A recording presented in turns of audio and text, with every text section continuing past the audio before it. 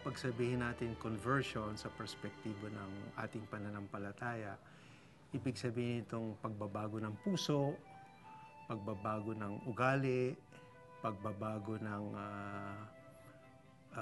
pag-iisip, no?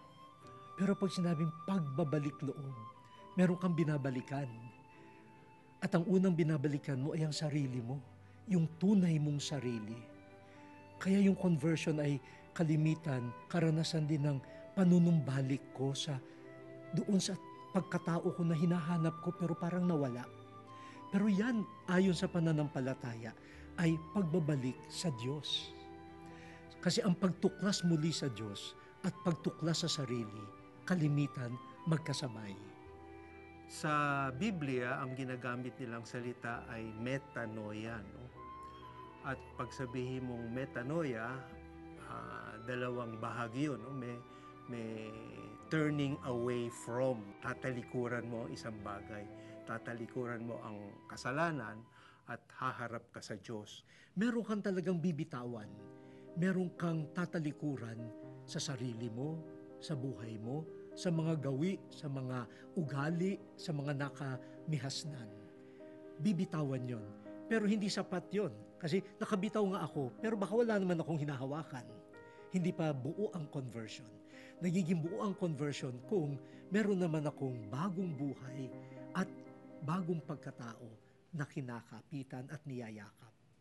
Ang conversion hindi basta-basta nangyayari. Hindi ito katulad ng papalitan mo ang sapatos mo or magbabago ka ng damit or papalitan mo mas malalim, no? Ang unang-unang magbabago ay pagbabago ng perspektibo, no? Yung pananaw ng tao, yung punto de vista. Meron tayong makikita na hindi natin nakikita noon. Meron tayong natatanto na hindi natin natanto noon.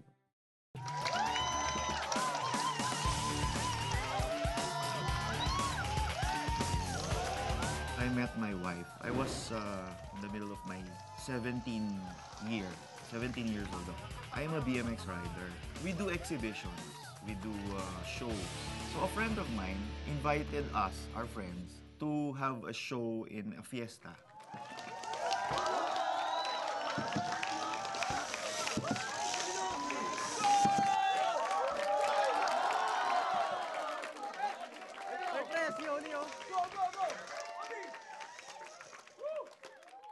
Ang unang nakakita yung friend ko. Sabi niya, bro, cute to. So ako ngayon, yeah, pwede na. Pero I was challenged. Sabi ko, teka lang, gusto ko makilala to. Kasi cute, crush ng barkada eh. Kailangan ako yung mauna. Hi, Monty. Hi, Monty. Invited her out and then we started dating. During those times, it's a mass date. It's a simba. Simba tayo and then let's go out. So, nagsimba kami and then dinala ko siya doon sa tambayan namin ng BMX kung saan kami naglalaro. Of course, para iyabang ko na, hello, dala ko na si cutie girl. And that was the time. Huwag na sila pag-usapan natin sa atin. And from that time, a month after, we started living together.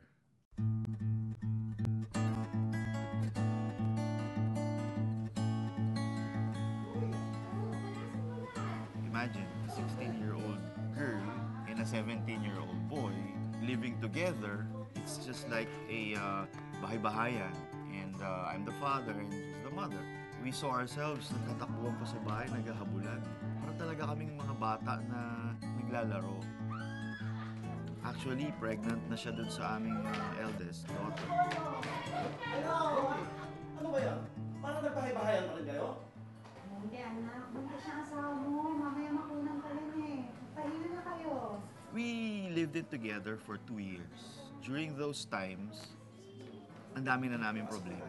Dumating na yung point na hindi pa rin ako tumigil sa pagbi-BMX and with my friends, barkada. Kasama pa rin yun. Kung ano yung lifestyle ko noon, diretso pa rin, tuloy pa rin. Even na magkasama na kami ni Yoli sa isang bahay.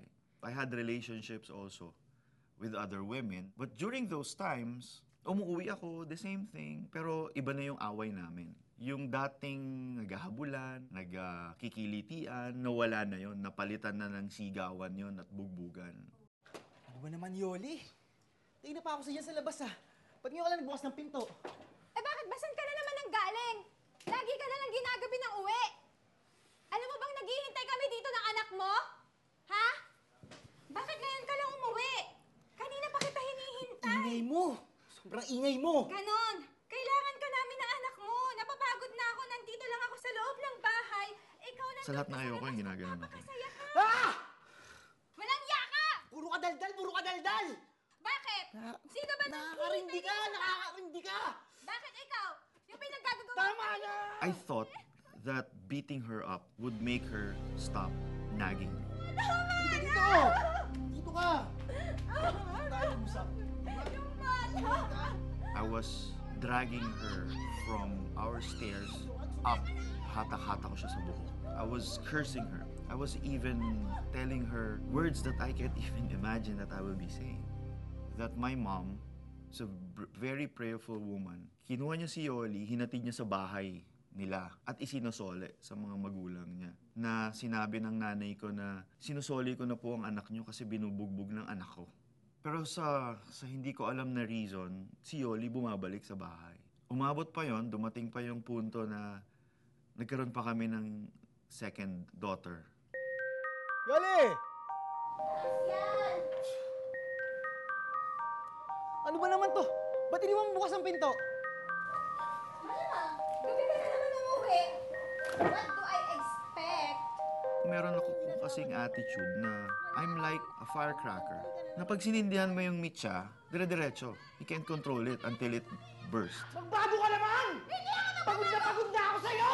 Ikaw ang magbago! Tumigil ka! Hindi ka dito! Dito ka sumigaw! Dito ka sumigaw! Pagod na pagod ako sa pagbabike dahil alam mo, simula bago mo ako pakasalan, alam mo yung mga ginagawa ko, di ba? Ano yung inaangal mo, ha?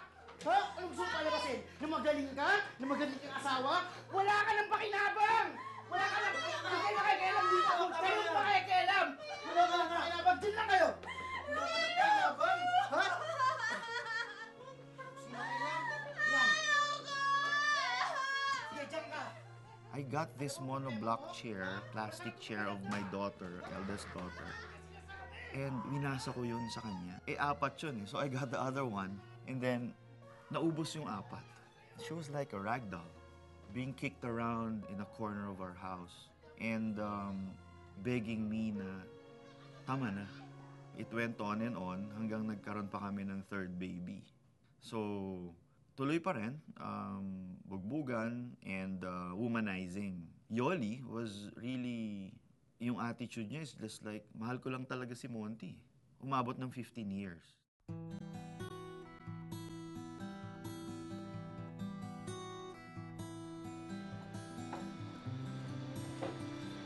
Hi, Daddy. Kain na tayo. Sama ka na. Hey, Daddy.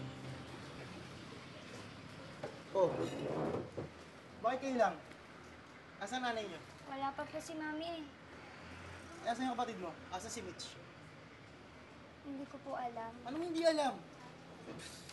Mitch! Mitch! Mitch! Daddy? Aba, Mitch, sino lalaki yan? Ba't kayo nagkukulong dito?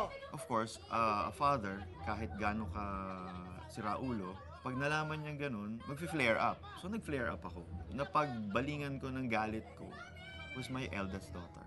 Napagbalingan ko siya kasi ikaw dapat yung nagbabantay sa mga kapatid mo. Bakit mo pinabayaan? So doon ko nabaling yung galit ko. Sinaktan ko siya ng todo. Sakto nun dumating si Yoli eh. Galing siya sa labas, dumating si Yoli. Nakita niya yung nangyayari.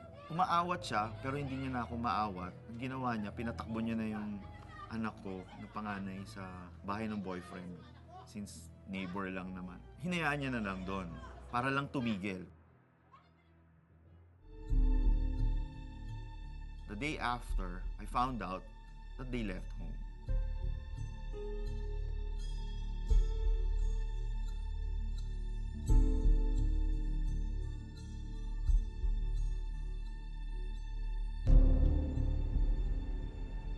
And during that time, it was dark.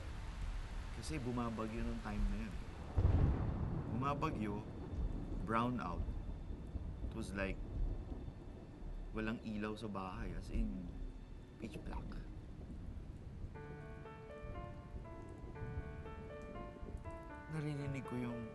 hampas ng hangin, yung bagsak ng ulan, sa yero. Sobrang dilim na nakikita ko lang na ang bukas lang na ilaw was yung sigarilyo kong nakasindi. Na ang buong paligid, napakadilim. Na ang buong paligid, tahimik man, pero para niya akong sinisigawan. Nakakabasag yung katahimikan. Na nakita ko yung sarili ko na tinatakpan ko yung ulo ko ng unan. Yung oras na yun yung pinaka malungkot na araw sa buhay. Doon ko naramdaman kung ano yung mag-isa. Nawala lahat. Nawalang liwanag na nakikita. Kahit sa kinabukasan ko.